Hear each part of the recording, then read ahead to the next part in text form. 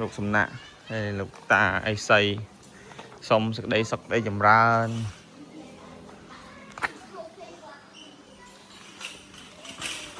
សុំ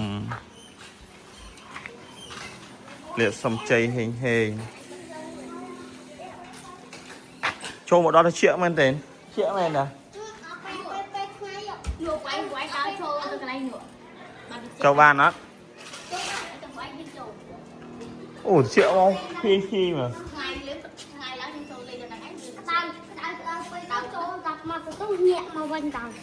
មែនទេបាទចូលអត់ឃើញដើរចូលអត់ខ្ញុំលេខដល់ទូនក្នុងនោះគេឲ្យចូលអត់មានអ្នកនៅក្នុងអត់មានពូអ្នកសាយមិញណាគេចេញបាត់ហើយចេញហើយចេញទៅនោះវិញបាត់ហើយគាត់ដើរទៅហើយប៉ុណ្ណេះជាបាត់ហើយនេះហើយអត់ទេនៅក្នុងអីវាយចូលទៅក្នុងហប់បានតែមុខនេះហើយនេះលោកសំណាក់លោកតាអីសីហីមានទាំងលអាងគេសំទៀតអូមានលអាងលោកយាយសំមានអីគេខ្លះអាងមានច្រើនណាស់អាងកូនមុំស្គាល់ប្រាប់ពូនេះបើមានអីគេខ្លះខាងហ្នឹងមានច្រើនមានអាងទូទ្រង់អីដែរពីបាក់ស្លាប់មានផ្លូវទៅប្រទេសសៀមទៀតមានតាខកប្រាប់តែឥឡូវគេយកថ្មបិទផ្លូវក្រំទៅប្រទេសថៃរដូវកាលភ្លៀងធ្លាក់ក៏ចាប់ផ្ដើមមកដល់ធម្មជាតិក៏ស្រស់បំព្រងអមជាមួយនឹងស្នាមញញឹមរបស់បងប្អូនប្រជាពលរដ្ឋដែលគាត់រស់នៅខាងស្រុកភ្នំព្រឹកគោរពជំរាបសួរពុកម៉ែបងប្អូនទាំងអស់គ្នាថ្ងៃនេះខ្ញុំចង់បង្វែរអារម្មណ៍ពុកម៉ែបងប្អូនមកទស្សនាពីទិដ្ឋភាពនៅខាងលអាងភ្នំ7ដែលស្ថិតនៅក្នុងភូមិបួរស្រុកភ្នំព្រឹកនៃខេត្តបាត់ដំបងចង់ដឹងថាទិដ្ឋភាពនៅខាងលអាងភ្នំ7មានសម្រស់ស្រស់ស្អាតកម្រិតណាកុំភ្លេចតាមដានជាមួយខ្ញុំតាំងពីដើមរហូតដល់ចប់ផងខ្ញុំធ្វើដំណើរនៅលើដងផ្លូវកៅស៊ូមួយខ្សែហើយលអាងភ្នំ7ក៏ចប់នឹងផ្លូវកៅស៊ូដែរទីបងប្អូនចូលក្នុងប្រហែលជា100ម៉ែត្រ200ម៉ែត្រគឺដល់ហើយហើយខាងមុខខ្ញុំនេះគឺវត្តគេហៅថាវត្តភ្នំ7នឹងឯងហើយប្រហែលជាហួស100ម៉ែត្រគឺដល់ច្រកចូលនៃលអាងភ្នំ7ប៉ុន្តែខ្ញុំអត់បានចូលតាមផ្លូវច្រកនឹងទេខ្ញុំចូលតាមផ្លូវរមណីយដ្ឋានសួនគូស្នេហ៍អមតៈពីមុនគេមានការលក់ដូរជាច្រើនអមជាមួយនឹងសម្រាប់ការរៀបចំតុបតែងហើយមានសួនច្បារមានអីជាច្រើនមែនទែនតែបច្ចុប្បន្ននេះត្រូវបានបិទហើយប្រហែលជាអាចនឹងរៀបចំថ្មីឡើងវិញឬក៏យ៉ាងណាខ្ញុំអត់ទាន់ច្បាស់ទេប៉ុន្តែខ្ញុំក៏ទៅសួរអ្នកភូមិអ្នកដែលគាត់រស់នៅធ្វើការនៅខាងហ្នឹងគាត់ថារៀបចំឡើងវិញប៉ុន្តែអត់ដឹងថាគាត់រៀបចំពេលណាទេខ្ញុំអត់ដឹងទេពីមុនគាត់ថាកន្លែងហ្នឹងមនុស្សច្រើនមែនទែនគឺសម្បូរទៅដោយភ្ញៀវទេសចរក៏ទៅលេងហើយដោយសារខែរដូវកាលខែភ្លៀងធ្លាក់ហើយទេសភាពនៅខាងស្រុកភ្នំព្រឹកគឺពិតជាស្រស់ស្អាតមែនទែនអមជាមួយនឹងផ្ទះបងប្អូនប្រជាពលរដ្ឋដែលគាត់រស់នៅជាប់នៃមាត់ផ្លូវមានទាំងផ្ទះតូចធំរៀបចំមុខផ្ទះមានការលក់ដូរជាហូរហាយអញ្ចឹងទៅមើលទៅស្រស់បំព្រងប្លែកភ្នែកផ្នែកអារម្មណ៍មែនទែនហើយខ្ញុំធ្វើដំណើរមកខាងស្រុកភ្នំព្រឹកច្រើនដងហើយប៉ុន្តែមិនដែលបានចូលមកលេងនៅខាងនេះទេបងប្អូនតែថ្ងៃនេះក៏បានចូលហើយក៏បានថតយកទិដ្ឋភាពនៅលអាងភ្នំ7ខ្លះចែកជូនបងប្អូនទស្សនាផងដែរឥឡូវនេះខ្ញុំធ្វើដំណើរមកដល់ខាងមុខនេះច្រកចូលនៃខ្ញុំបាននិយាយសួនស្នេហ៍អមតៈនឹងតែបច្ចុប្បន្ននេះត្រូវបានគេបិទហើយឃើញមានកសិដ្ឋានហើយយើងធំដែរបងប្អូនគាត់ចិញ្ចឹមកដោបយកពងហើយនឹងគាត់យកសាច់លក់ផងដែរហើយឃើញ 3-4 រោងធំរបស់គាត់ដែរបងប្អូននៅតាមនៅចតនៅមាត់ផ្លូវតែម្ដងហើយគាត់លក់ខ្ញុំបានចូលទិញដែរបងប្អូនប៉ុន្តែខ្ញុំអត់បានថតទេខ្ញុំចូលទិញបាន1គីឡូដែរឃើញកដោបគាត់ពិតជាមានពងច្រើនមែនទែនឥឡូវនេះខ្ញុំធ្វើដំណើរទៅខាងមុខទៀតទៅថតពីទិដ្ឋភាពនៅក្នុងបរិវេណនៃសួនគូស្នេហ៍អមតៈដោយសារកន្លែងនេះបិទទ្វារហើយប៉ុន្តែខ្ញុំមិនដឹងថាកន្លែងនេះគេបិទទេបងប្អូនខ្ញុំចូលទៅឃើញបិទលបងឈឹងយកក៏សុំចូលតាមច្រកនឹងតែម្ដងតាមហ្នឹងក៏អាចទៅដល់លអាងបានដែរប៉ុន្តែមានផ្លូវមួយទៀតផ្លូវលអាងហ្នឹងគឺអាចធ្វើដំណើរដោយថ្មើរជើងឬក៏ឡានម៉ូតូទៅដល់កន្លែងមាត់ច្រកលអាងតែម្ដងហើយលអាងពិតជាត្រជាក់មែនទែនខ្ញុំចូលទៅគឺពីរួមគឺត្រជាក់មានកន្លែងរូបសំណាកជាច្រើននៅក្នុងនឹងមានទាំងពីសត្វស្វាមានអីច្រើនផងដែរ ចឹងរីករាយទស្សនាវីដេអូនេះខ្ញុំធ្វើដំណើរនេះតាមផ្លូវច្រកចូលហ្នឹងបងប្អូនហើយធ្វើដំណើរតាមនឹងរហូតគឺទៅដល់មាត់អាងតែម្ដង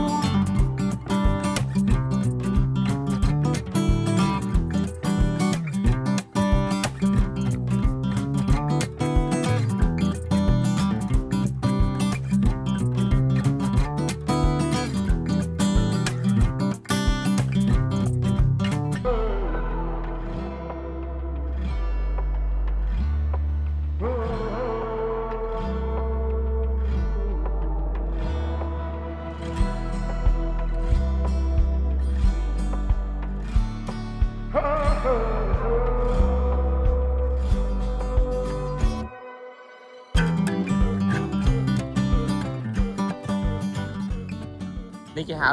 អីគេរំលីឋានអីគេទស្សនាអមតៈមែនមកនេះហ៎បាទឲ្យតែមកលេងនេះគឺអមតៈមែននេះ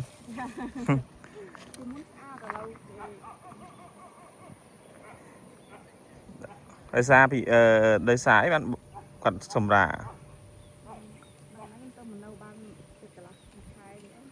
គឺកំពុងគាត់រៀបចំឡើងវិញហើយថ្ងៃឡើងមានភ្ញៀវមកលេងច្រើនដែរអេក្មេងៗអីឬក៏ចាស់អីគាត់មកលេងចុះលអាងក្នុងអាងមានអីគេអាងខ្ញុំមិនដែរចូលដែរខ្ញុំទៅមកដែរហ្នឹងអាងថាជាយាយក៏ថាជាអស់លេងចូលទៅលេងខ្ញុំដែរបានចូលទៅជាអាងច្រកដល់មានវត្តអីអាងមានវត្តអីវត្តហ្នឹងវត្តនោះណាវត្តអូនោះវត្ត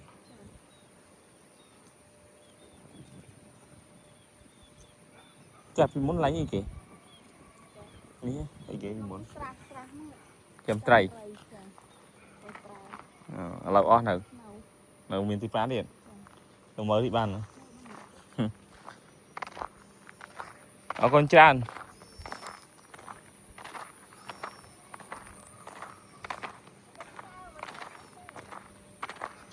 ហើយរមណីយដ្ឋានគូស្នេហ៍អមតៈត្រូវបាន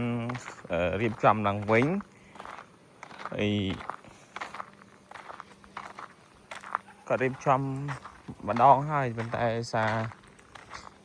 អត់ដឹងដែរសួរគាត់ថាទឹកមកថ្មីដែលនៅថ្ងៃចូលឆ្នាំខាងមុខនេះនឹងបើកដំណើរការម្ដងទៀតហើយស្រះនេះគឺស្រះអាងចំត្រីចំពីប្រា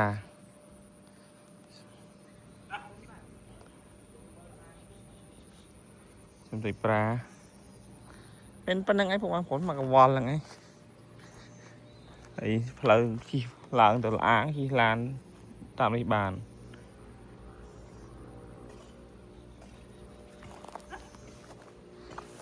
អូហាលជែកខ្ញុំអត់ដែរអត់មកតាម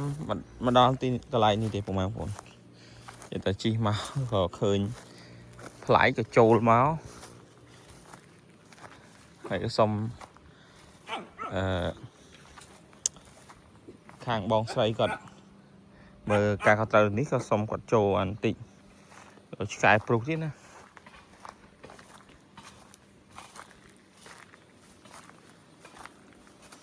ខាងលើគេធ្វើដូចកពុលប្រាសាទចឹង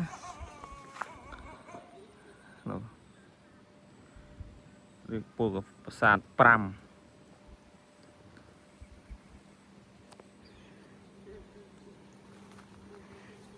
នេះគេធ្វើអំពីកង់ឡានឥឡូវពុកផុយអស់ហើយអត់ហ៊ានឡើងឆ្លងទេដល់ឆ្លងហើយធ្លុះទៅក្រោមធ្លាក់ទឹកអូឡើងទៅអីឡើងទៀតហ៎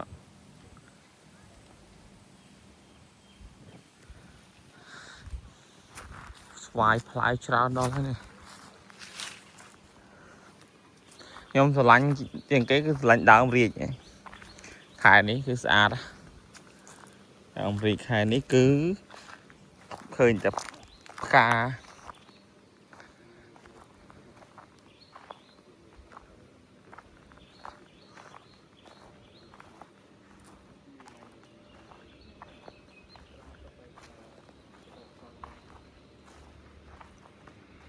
lấy cái sang xăng ở phải chụp bon đấy rồi đi nôm chứ không phải chặt đầy các buộc ta về từ ca sầm đập ôi ba về từ ca đầm bay cật về chỗ năm ấy cật mà lên lại nắng thì riêng lên chứ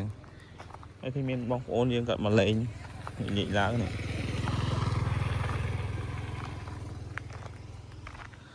wow, cả đấy lương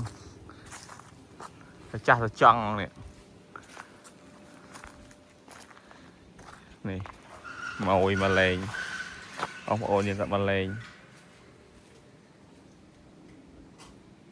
phải nướng chanh trăm nó với nhá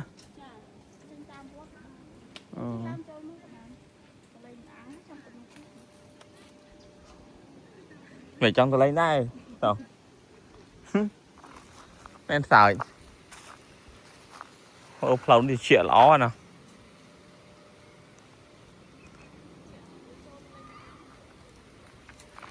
miền điện nào nâng đây miền điện nào nâng đây ôn từ lên là á nghỉ đi sao nữa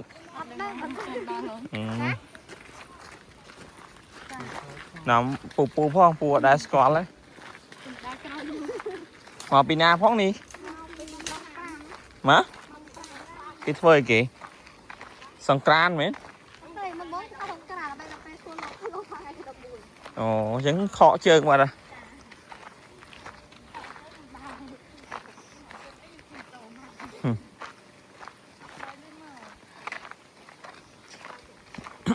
đám cá xa này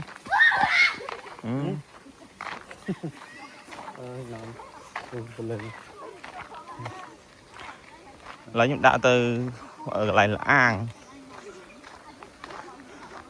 là thằng khổng đi lan một đó là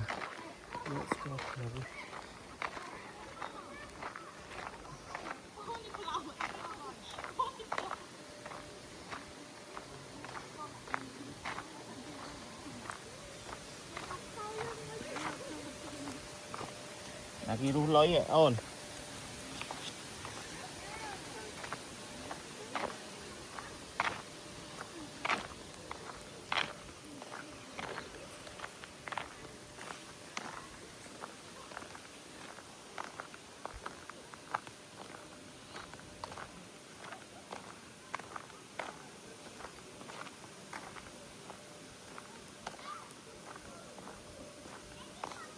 hai chim pi rôm nì than này cái ở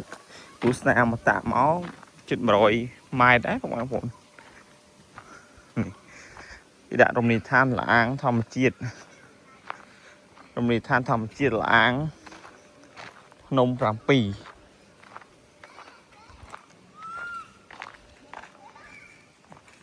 trộm sợ pha làm cái gì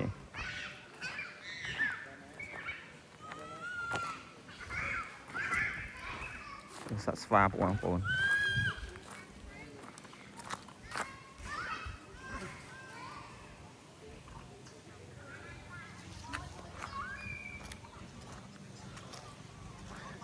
ăn lấy thằng lơ để các bạn phụ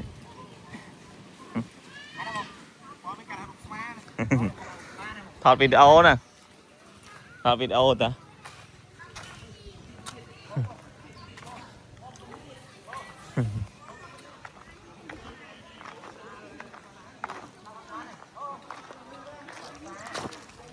samosa cái lấy cái chuyện ăn miên bố không có ôn nhưng mà lấy tràn bá lấy nè mấy ăn rừng à mấy chỗ đó nóng ao châu lắm mày phải cái chuyện thì thằng cái chuyện cho ông đón cái chuyện này lấy miền lục sầm nạ hay lục tà ai xây xong sực đây chầm ra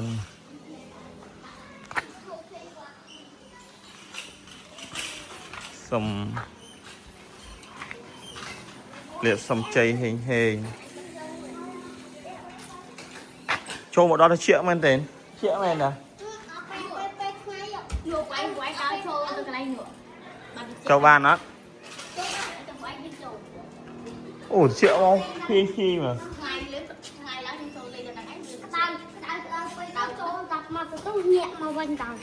mấy này mấy em trâu lận thiên đá trâu lận cái áo trâu lận miền này nó không ạ là cái còn là đá cho hai phần đấy triệu vào đây này đấy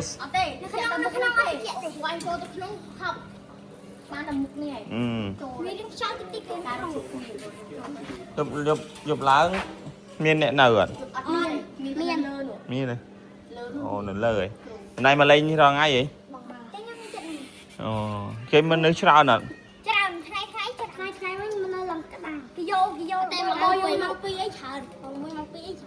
ồ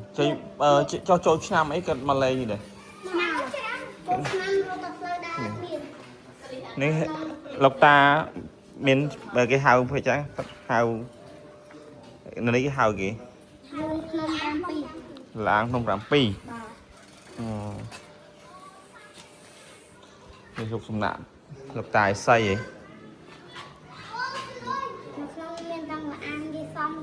ồ miền là ăn lục dây xóm miền đây cái khác có prapu đi mà miền đây cái khác hàng này miền plau tè xiêm điệt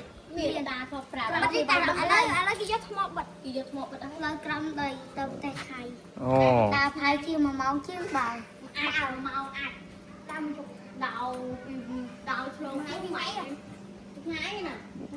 nên chấm hai cái đá chấm hai hụt máu khác lên cái đau đừng chuyện vào chuyện khăng nó được phi xòm xem là chuyện nhá phi giống phi bị ảnh nóng mau rồi miền này cái ồ cho ngày sau ngày miền lục dây lục ta còn màu mà lục chó nó mà lục con nấu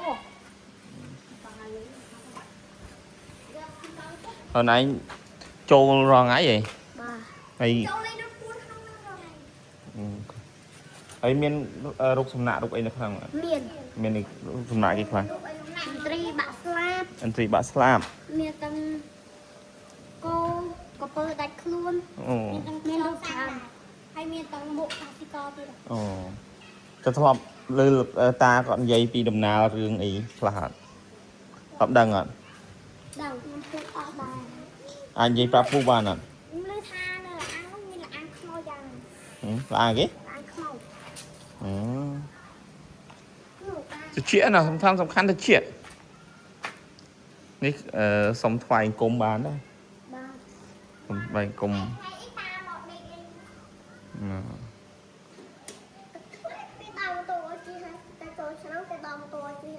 โอเคเอาเมียมาโตชูเรียดชูตัวไหนอ๋อหนูนี่ได้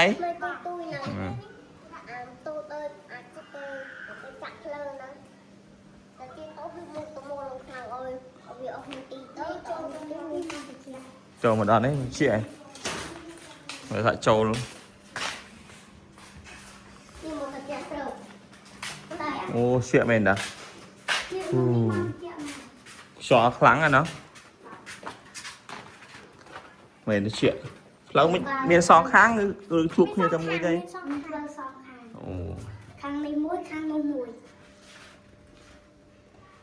mà kháng đó với chân lên mùi kháng lấy mùi phọp lang đang lên đồng à mới phở lang nồng hay bóc khăn này hả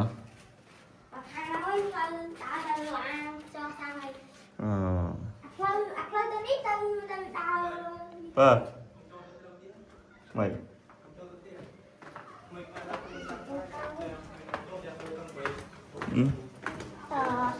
miền ăn trâu nào phải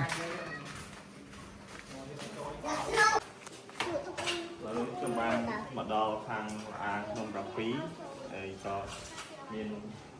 lúc lúc nãy tài xây xong để cho mình ra óc nghề với màu bấy này còn đây sau khi ta sấy bên niêm rồi cái là gặp là màu thấy cho được triệu bên này màu đó mèo đó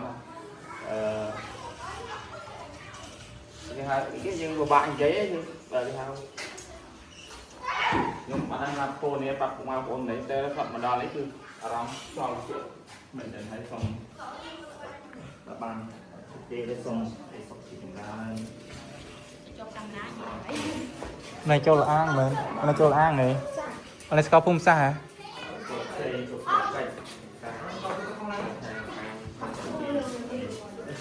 vòng trải nghiệm o ba